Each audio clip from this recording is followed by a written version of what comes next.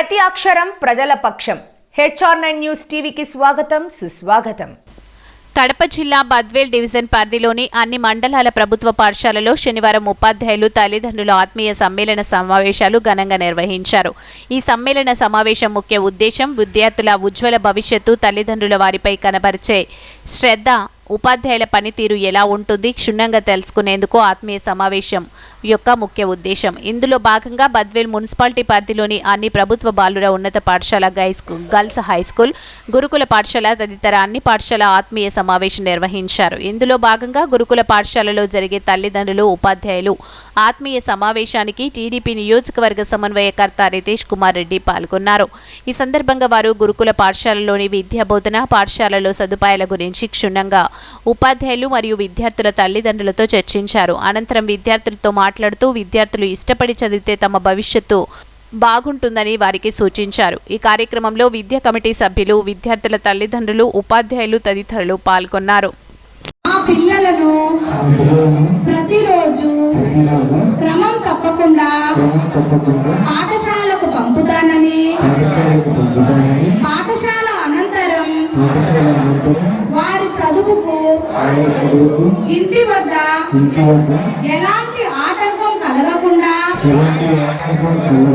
సహకరిస్తానని, బడి బయట పిల్లలు లేని గ్రామంగా తీర్చిదిద్దడానికి తోడ్పాటు అందిస్తానని తెలియజేస్తున్నాను. పాఠశాల అభివృద్ధి కార్యక్రమాలలో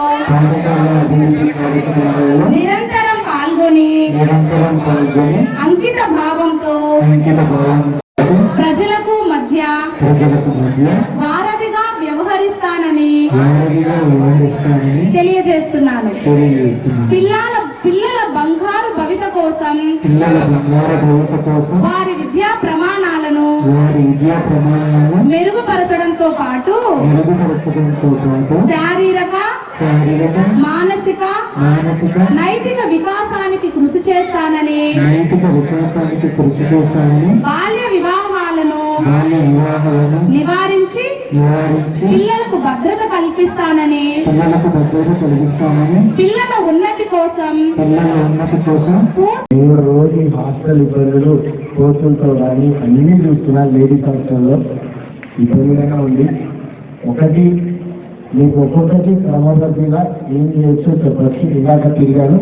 రేపు మున్సిపాలిటీ వాళ్ళు వస్తారు, డ్రైనేజీ క్లీనింగ్కి చేయిస్తాను. 2 కరెంట్ వాళ్ళని చెప్పాను, కొన్ని బోర్డు చేస్తాను. రేపు ఎంఆర్ఓకి ఇప్పుడు దాంట్లో మాట్లాడతాను. ఆ మధ్యలో గ్రౌండ్ వర్క్ చేయడానికి చేస్తాను. ఇది మిగతా వాళ్ళని ఒక పేపర్లో స్కూల్ వాటి కమిటీ ఉంది, అందరూ ఇస్తారు. నేను కూడా ఇంకా మా ఫండ్స్ కావాలంటే కలెక్టర్ కానీ మా ద్వారా ట్రస్ట్ ద్వారా కొంచెం ఏదైనా ఇచ్చేదాన్ని కూడా ఏర్పాటు చేస్తాను. మీ అందరికీ పేరెంట్స్ ఏమన్నా పిల్లలకి ఏం కావాలా, ఎందుకంటే పిల్లలు ఇక్కడ టీచర్స్ ఉన్నారు. బహుశా టీచర్స్ లేనప్పుడు ఇంటికి పెట్టాలేమో. వీళ్ళు ఉంటే ఇవ్వాలి, మళ్ళీ ఇవ్వమంటారని చెప్పట్లేదు. ఏదో దానికి సహాయపడతాం. అందరికీ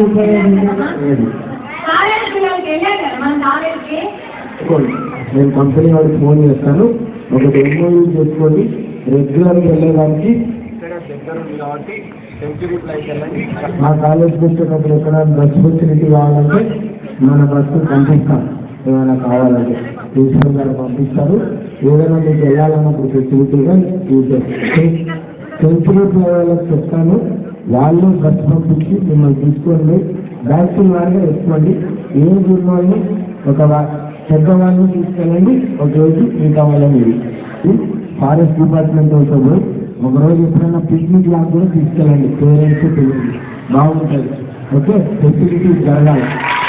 ఓకేనా? మనము ఇక్కడ ఉన్న వాటిని ఏదో విధంగా తీసుకెళ్తే పిల్లలకి బాగుంటుంది. ఒకరోజు శనివారం పడితే పేరెంట్స్ కూడా వస్తారు. వాళ్ళు అక్కడే భోజనం చేస్తారు. అక్కడ క్యాంటీన్ లాగా ఒక షెడ్ ఉంది. ఒకసారి అలా 3 నెలలకు ఒకసారి తీసుకెళ్తే పిల్లలు కూడా బాగుంటుంది. అందరికి కలిసినట్టుగా చేయొచ్చు. అందుకే అనేక విధాలుగా మన స్కూల్ని మనమే బాగుపరుచుకోవచ్చు. పేరెంట్స్ అన్నా ఆలోచన చేయండి. దాతలు కూడా ముందుకు రమ్మని మనం చెప్దాం. ఇక్కడ చేసుకోవాలా. కాలేజీలో ఒకటే గురుకుల